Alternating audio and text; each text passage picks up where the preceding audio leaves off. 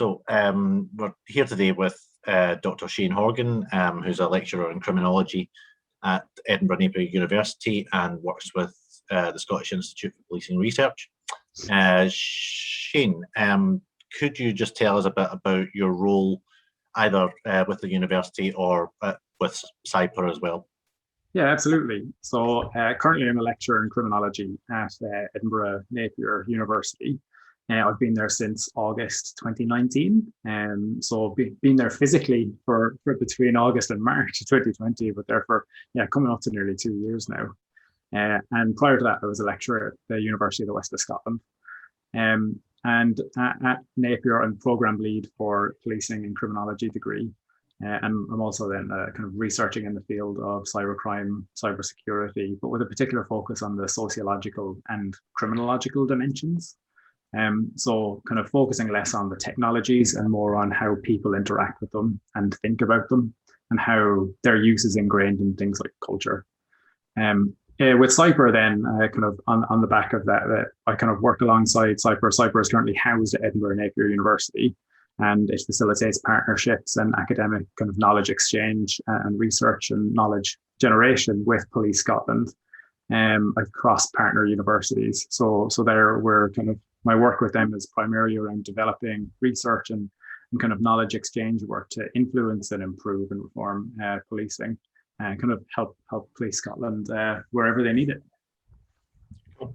And so one of the reasons why we asked you to do this is our newsletter this month is focused on sort of cyber security, resilience, and cyber crime, I guess. And you'd recently kind of published a couple of papers that were of interest to us. So one was on re-territorialising the policing of cybercrime, particularly post COVID-19 and the sort of changes that that's brought about in the way we live and also the way that cybercrime, or the extent to which maybe cybercrime takes place and the way it takes place. And then also a piece that you've done as well on kind of the reality of cyber awareness and how aware people are of cybercrime security and how that varies across populations or different groups. So could you just tell us a bit more about both of those pieces? Yeah, absolutely. So I'll kind of start off with maybe the latter one, just because that's where the kind of work first, my kind of work in this area first started. So the Scottish Centre for Crime and Justice Research piece was as a result of a fellowship that was kind of funded by Scottish Government, the Scottish Institute for Policing Research and the Scottish Centre for Crime and Justice Research.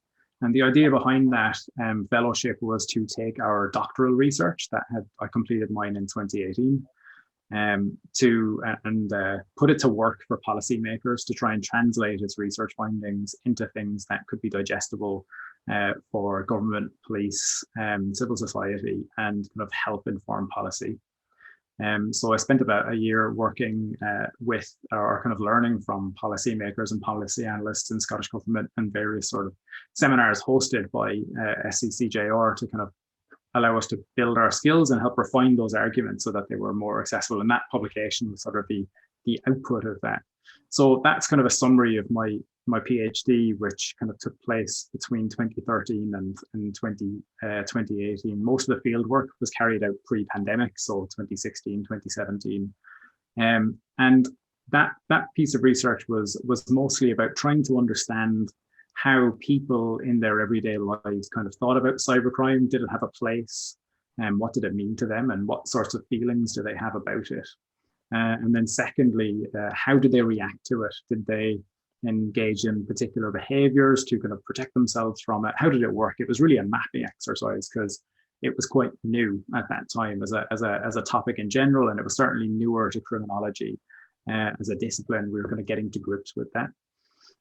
So I went off and I interviewed and focus grouped different kind of collections of people. I don't want to say groups or communities because they were more kind of categories of people that I thought were quite different and would give me different perspectives about how cybercrime might be kind of interpreted or thought about. So I interviewed and focus grouped university students, parents with children at school, and older users. So basically users over 65.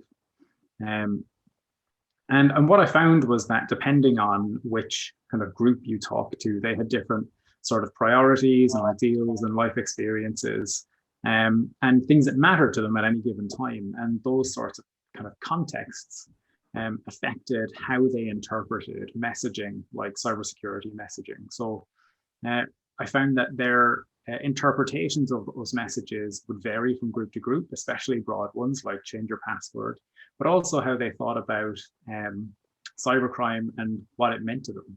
So each different group had kind of a different interpretation of how risky cybercrime was, kind of what it meant to them in terms of, was it dangerous? Did they have to take steps to kind of protect themselves? And what really came out from that was that this messaging was being interpreted in ways that allowed people to sort of park cybercrime as an issue relevant to them, whether it was, for university students that I spoke to, lots of them didn't really understand why cyber criminals would want to target them, because they didn't have big bank accounts. Most students, they're kind of just getting on their feet financially, or kind of crippled, and they're crippled with debt. So they're like, why would anybody want to target me? I've got nothing to give. And older users kind of contrastingly felt, I'm only just getting to grips with this technology. I barely use it, or like all I do is kind of watch the news or kind of listen to the radio, read through articles, scroll through social media. Why would anybody want to target me? So that was the kind of different interpretations of what cybercrime risk meant. So on the back of that, I started to kind of, ask questions about why or what happens when you take this one-size-fits-all messaging approach, where these messages are so broad and sort of straightforward, but interpreted by people who have different lived experiences in their everyday lives. And starting to build an argument about, why we need to be more specific when we write these messages. But one of the other kind of implications of that research that I teased out from talking to different users was that when we put a lot of pressure on individuals to change their behaviors and to kind of be more secure, that sort of fails to account for the fact that they have been wronged, or that the thing that's happening to them if they're victimized is not their fault. We sort of tend to focus all of our attention on individual victims rather than the underlying problems or the people who have committed those offenses to begin with. And while to some extent cybercrime, the kind of those who are offending are slightly harder to reach, in the sense that they may be in different jurisdictions, they may be anonymous, or quite difficult to kind of reach from a traditional criminal justice perspective. It still sort of fails to acknowledge the harm done. So what I wanted to point out with that piece as well was to highlight that how we construct those messages of personal responsibility, how we tell people they need to be safe, is important for the wider tone and whether we stigmatize victims of cybercrime or not. So essentially kind of pushing for a more sensitive approach to how we talk about victimization and security that acknowledges that actually, for example, while individuals can take a lot of steps to secure their own data, a lot of that might be in vain if kind of, for example, a company has failed to take steps to secure its databases, and then you've got 1,000, 1 million people's details exposed in the first place. So yeah, that was kind of where I was going with that piece. Of course, then there was an element of that was related to the second article that we were publishing, although those were two very separate projects. The second one came about in response to the pandemic, where CIPER, as part of its knowledge exchange work, asked or put a call out for people to write papers on specific topics related to the pandemic. And I and colleagues from University of Edinburgh and Cambridge and Abertay were asked whether we would be willing to put something together about cybercrime. So we took a step back and kind of thought about, okay, how is the pandemic, as we can see it, I think it was around June or May or June at the time, so it was still really early days. And we kind of asked, how is the pandemic changing our everyday lives? What can we see? How is it affecting cybercrime and what it looks like? How is it affecting people's vulnerabilities? And what does this mean for policing if that's the way things continue to go? So in that piece, we want to make, or are trying to make, an argument that Well, so far, when we've talked about the policing of cybercrime, we've tended to focus on the challenges that public police institutions encounter in trying to police that type of crime, in particular, the sorts of the global nature of cybercrime, the fact that it's multi-jurisdictional and goes beyond the reach of kind of territorial police forces, and that it's quite costly, resource intensive, requires lots of training. It's fairly well rehearsed. And we kind of felt that there was not a lot of attention paid to the possible strengths that were there already, and how the public police, beyond sort of this investigative, responsive role, might play a more active, local, preventive role, more commensurate with the sorts of work we know they already do in more conventional forms of crime, such as like improving collective efficacy in local communities by kind of mobilizing people together. So in that piece, we try to kind of think about how, or kind of propose the advantages of reconfiguring or re-territorializing public policing from that more local, decentralized perspective that engages local communities through the same sorts of ways that public policing has been doing so far. So yeah, that's sort of a brief introduction to kind of those two pieces of work. Yeah,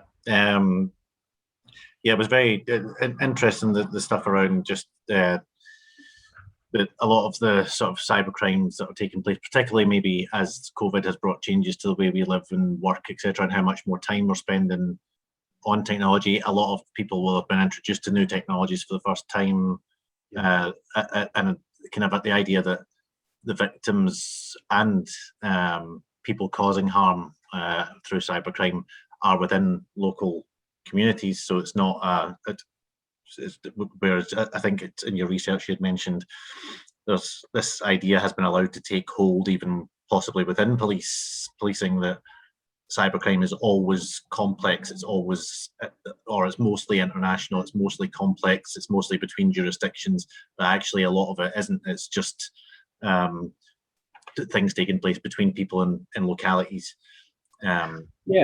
Yeah, absolutely. I mean, I think that's a risk with the way we tend to think about cybercrime a lot. We tend to think of it as something really specialized and sophisticated. We think of Mr. Robot style TV fiction, and fiction has a lot to answer for in terms of shaping how we as a society imagine what cybercrime is, or even, for example, what the word hacker means. Whereas actually, there are a lot, but by looking at it mostly in that way, we miss out on all the more subtle and kind of less obviously cyber related harms that are caused and experienced in local places at an everyday level.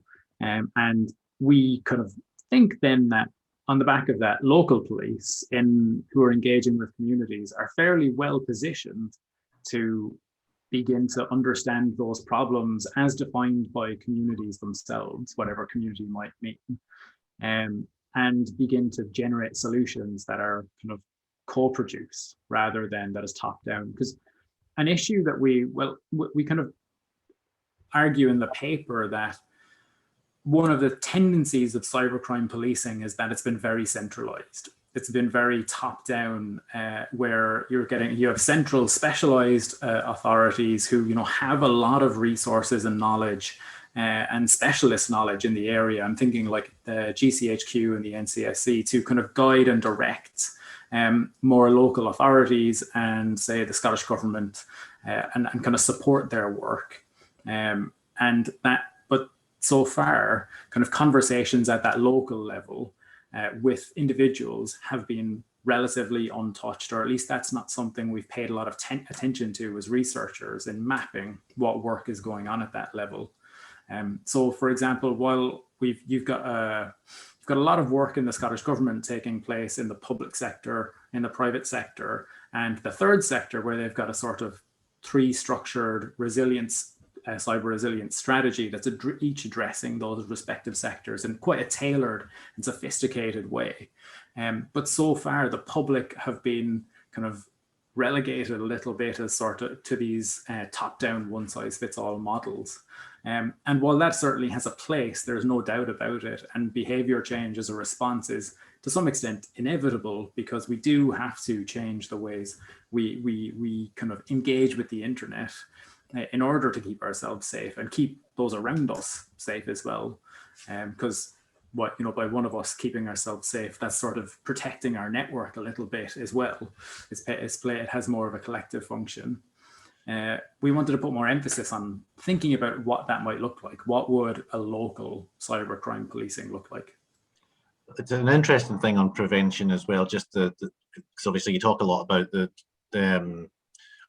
tend to talk a lot about victims and what they can do, but I suppose from a prevention perspective, looking at trying to make people more aware of what constitutes cybercrime, because people sometimes, especially when new technologies come in, people maybe use them in ways, or first of all, it presents an opportunity to possibly commit crime that wouldn't have existed had the technology not existed.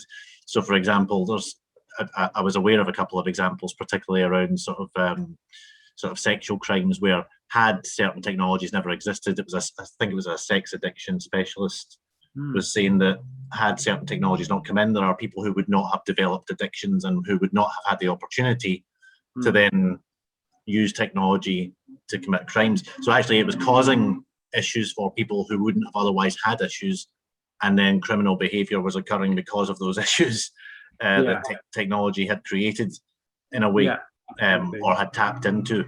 And so it's even maybe thinking about our personal behavior, maybe a little bit about, like, if you wouldn't do something in real life, well, then would you do it online? Is it and that kind of stuff, where I guess a lot of people who possibly might be at risk of committing a cybercrime possibly just haven't thought enough about what that is and what it looks like. Yeah, I think there are a lot of challenges, at least with when you approach something on the internet, you are to some extent detached from, or kind of distanced from in some way, the sort of normal social cues that you would otherwise kind of get in a face-to-face situation.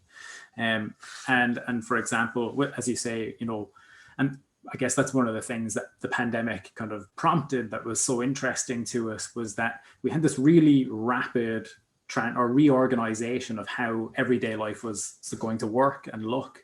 And initially that was really hectic and chaotic, and people weren't working, and then we found ways to allow them to work. But the technologies that we were using to do that were never really designed to be in people's homes. They were supposed to be on a campus or in an office building, where there's a lot more kind of control from IT services and protection. And it raised a lot of, or it continues to raise a lot of questions around things like data protection law and GDPR. I'm really intrigued to see how compliance is kind of working in this context still, and across the board, across different sectors. And as a result of that, we had to adapt really quickly. But when people are suddenly at home having to engage in their work, they're working on an insecure, or their own network. It may or may not be secure, whether they have secured it. Again, that kind of comes back to, are they updating their software? A lot of people are using their personal laptops because organizations couldn't afford to suddenly give everybody in the organization a laptop as well.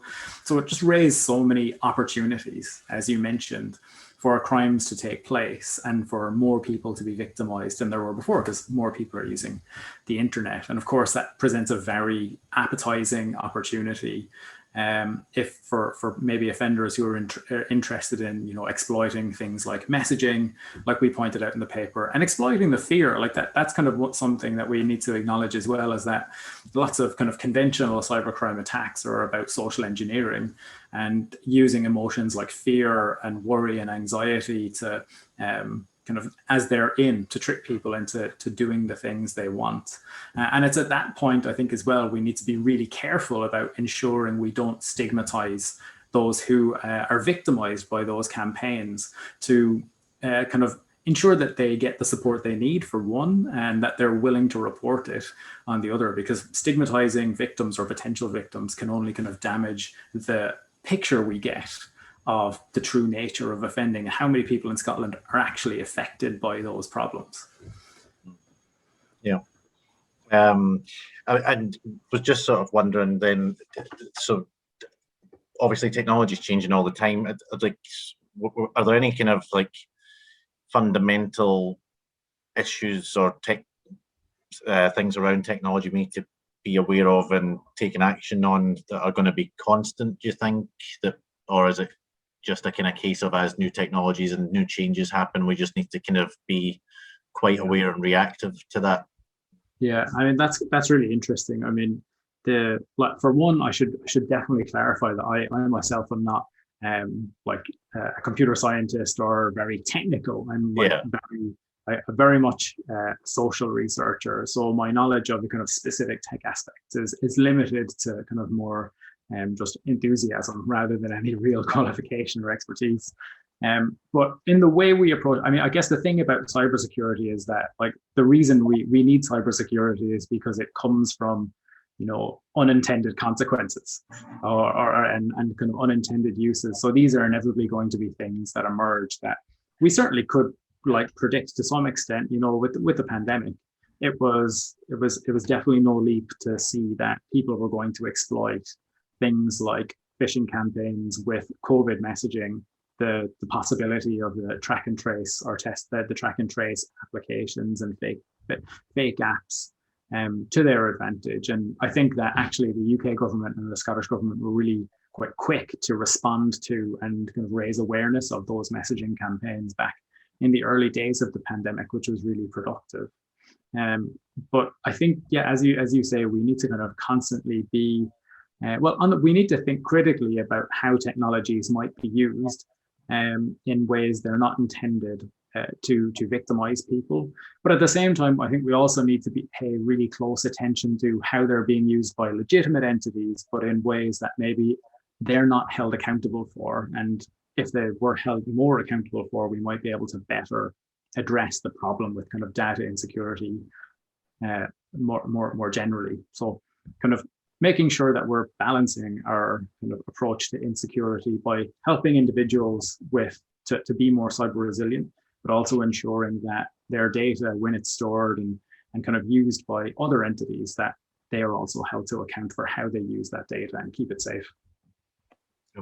And you've said some stuff about how sort of local policing, and there's, I suppose, research is on how local policing can play a role in making people more cyber secure through the re-territorialising and things.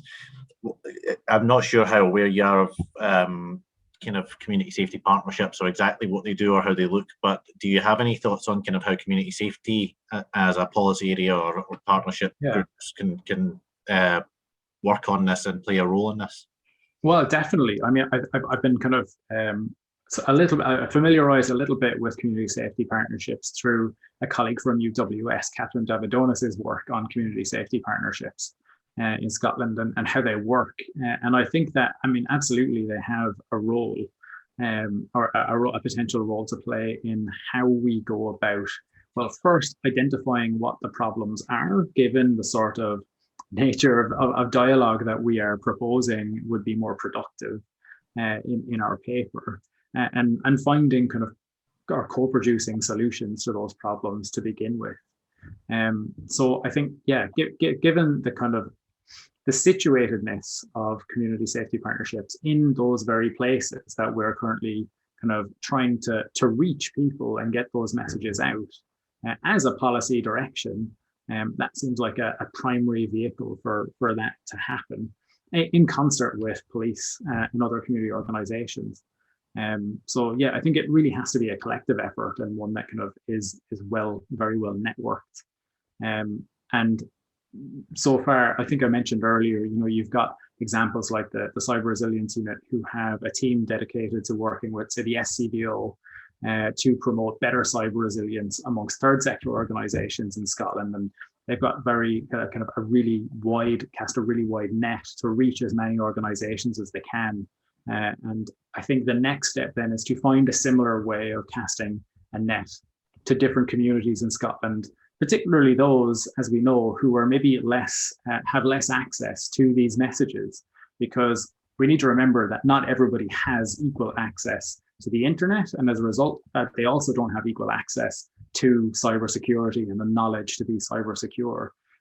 So our cybersecurity policy going forward needs to ensure that we actually address those digital inequalities as well, so that you don't kind of double down on the disadvantage that people already are experiencing. Sure. Yeah. Well, it's all very interesting stuff, and it's something then we'll be featuring this interview, and alongside it we'll have your research pieces in our newsletter, so hopefully it'll be something that community safety partnerships can pick up on and look to take forward, especially as well with the sort of cyber resilience strategies and digital strategies for Scotland just being published.